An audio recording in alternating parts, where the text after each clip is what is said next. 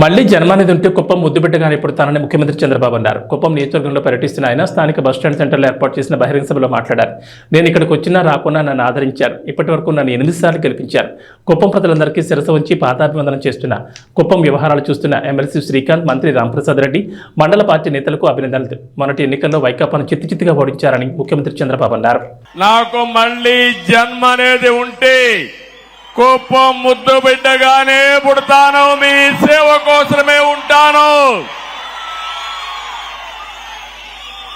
అలాంటి అరుదైన అనుభవం ఈ నియోజకవర్గం. ఈసారి ఎన్నికలు జరిగాయి. 164 మంది ఎమ్మెల్యేలు గెలిపించారు. వైఎస్ఆర్ కాంగ్రెస్ పార్టీని చిత్తుగా ఓడించారు. 11 సీట్లే గెలిచారు. అంటే ప్రజాస్వామ్యంలో ఎవరైనా సరే విర్రవీగితే ఇదే గతి పడుతుందని ప్రజలు నిరూపించారని చెప్పి నేను మీ అందరికీ తెలియజేస్తున్నా. కుప్పం నియోజకవర్గం ఉంది, నా సామాజిక వర్గం లేదు గాని ఈ వెనుకబడిన వర్గాలే నా సామాజిక వర్గం. 40 ఏళ్లుగా గెలిపిస్తున్నారు.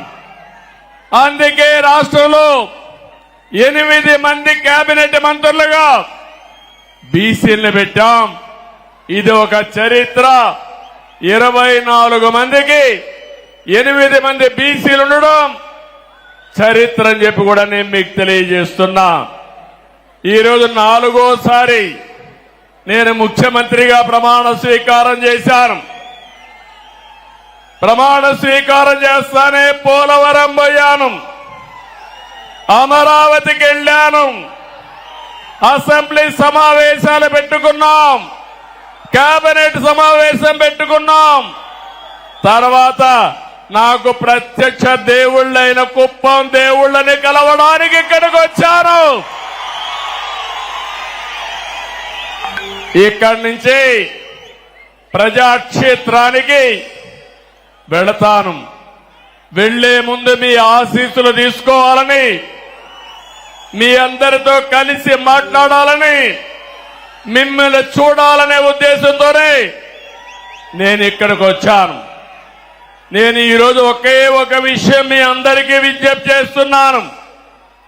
నేను మీకు రుణపడి ఉన్నాను.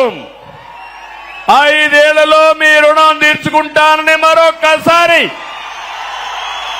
మీ అందరికీ హామీ ఇస్తున్నా, వాగ్దానం ఇస్తున్నా. అన్ని విధాలా అభివృద్ధి చేస్తాను. భగవంతుడు నాకు ఎంత శక్తి ఇస్తే